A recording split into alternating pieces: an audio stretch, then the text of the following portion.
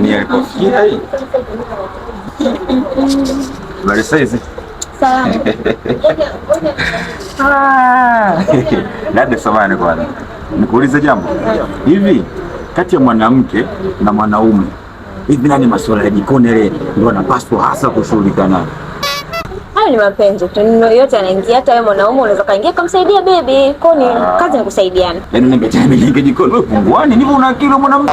Afu na pengine ni mimi navyoona hivyo unaona niliko na maana rangi yako nyeupe lakini ubongo wako ndio mweupe kuliko ndio mwenye jisuri. Sasa umetoka wewe na wewe ndio wale wale. Una cha kunishauri. Wewe unakaza mwanangu. Wewe una cha kunishauri. Okay. Tulia. Sasa unasemaje babu?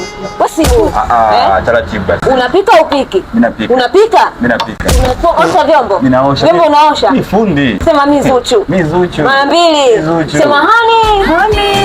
Sasa papike huko babu. Sawa. Ukiniona siku nyingine kimbia. Basi inatosha. Kivumbi leo.